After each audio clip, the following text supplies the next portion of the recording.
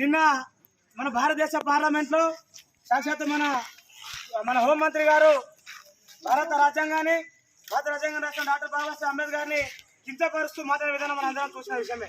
దాన్ని నిరసిస్తూ ఈరోజు మన డబ్బా గ్రామంలో ఆ యొక్క అమిత్ షా గారి యొక్క శవయాత్ర చేయడం, అదేవిధంగా ఇంకొకసారి ఎవరైనా కానీ డాక్టర్ బాబాసాహెబ్ గారిని కించపరిచే విధంగా కానీ ఆయన రాసిన రాజ్యాంగాన్ని అవహేళన చేసే విధంగా మాత్రం మాట్లాడితే మనం మాత్రం ఊరుకునే ప్రసక్తే లేదు. ఈ రోజు ఈ దిష్టిబొమ్మతో మనం ఊరుకున్నాం, కానీ రేపటి నాడు అంబేద్కర్ గారిని కానీ రాజ్యాంగాన్ని కానీ కుల మతాల మధ్య చిచ్చు పెట్టే వాళ్ళని కానీ ఖచ్చితంగా భౌతిక దాడి కొనసాగుతామని ఈ సమావేశంగా తెలియజేస్తా ఉన్నాను. మీకు దమ్ము ధైర్యం ఉంటే నా బీసీ సోదరులకు రిజర్వేషన్ పెంచాలి. ఈడబ్ల్యూఎస్ రిజర్వేషన్ పెంచి ఎవరికి నువ్వు న్యాయం చేస్తున్నావు? నా బీసీ సోదరుల జనాభా 50 నుంచి 60% జనాభా ఉన్నది. ఎందుకు రిజర్వేషన్ పెంచట్లేదు? ఎందుకు గవర్నమెంట్ సంస్థలు ప్రైవేటీకరణ చేస్తున్నావు? ఎందుకు గుజరాతీ వ్యాపారవేత్తలకు మన యొక్క ఈ సంస్థని మొత్తం దారుగతం చేస్తున్నావు?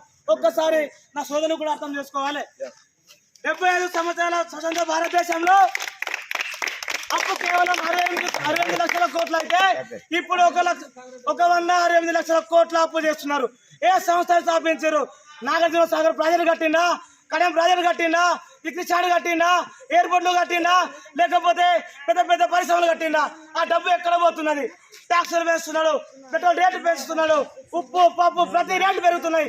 ఆ డబ్బు ఎక్కడ పోతుంది? ఖచ్చితంగా అందరం కూడా హిందూ సోదరులు కూడా దీన్ని అర్థం చేసుకోవాలి.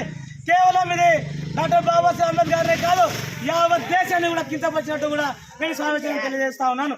మిత్రులారా, మన దేశం ప్రపంచంలో అగ్రగామిగా ఉండాలి. మన దేశం కుల మతాలు ఎప్పటికీ ఈ దేవుడు ఆ దేవుడు ఆ దయ్యం ఈ దయ్యం అని అందులో మనం కొట్టుమిట్లాడకూడదు.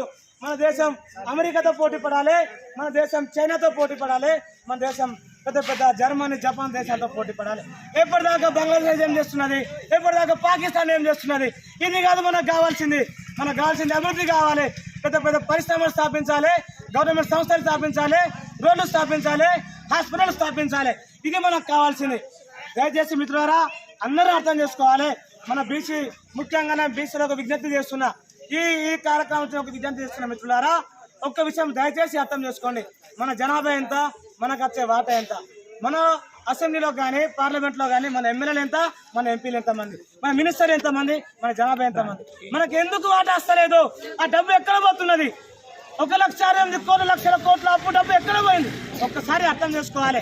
ఎందుకంటే మనం కష్టపడుతున్నాం, మనం నేల దున్నుతున్నాం, మనం కష్టపడి పంట పండిస్తున్నాం, ప్రతి చెమట చుక్క మనది ఉన్నది. కాబట్టి దయచేసి మనం అందరం కూడా అర్థం చేసుకొని డాక్టర్ బాబాసాహెబ్ గారు రాసిన రాజ్యాంగంతోనే మనం నడుస్తున్నాం. కాబట్టి ఇంకోసారి ఎవరిని సహించమని ఈ సమావేశంగా తెలియజేస్తూ, డాక్టర్ బాబాసాహెబ్ కి ఏమన్నా ఎదురు తిరిగితే సహించేది లేదని అంబేద్కర్ బాబాసాహెబ్ కి అదే విధంగా మిత్రులారా, అందరం కూడా ఒక్కసారి భారత రాజ్యాంగాన్ని చదవాలి, మన హక్కులు ఏంటో మనం తెలుసుకోవాలి. ఖచ్చితంగా మనం ఉద్యమం వైపు నడవాలని కోరుకుంటున్నాం. అదేవిధంగా ఈ సమావేశం ఇంకో మాట అప్పీల్ చేస్తున్న బీసీ సోదరులారా, మీ రాజ్యాధికారం కోసం మా భుజస్కంధాలకు మీకు అప్పచెప్తాం. మా భుజస్కంధాల మీద ఎక్కి మీరు రాజ్యాధికారం పొందండి. అదేవిధంగా పెద్ద పెద్ద భూస్వాములకు మీరు ఆలోచించబడద్దు. ఎప్పటిదాకా కుల మతాల మధ్య మనం కొట్టుమిట్లాడద్దు. మా భుజస్కంధాల మీద ఎక్కి మీరు రాజ్యాధికారం పొందండి. మా భుజస్కంధాలు ఇవ్వడానికి మేము రెడీగా ఉన్నామని కూడా ఈ సమావేశాన్ని తెలియజేస్తా ఉన్నాం. జై భీమ్.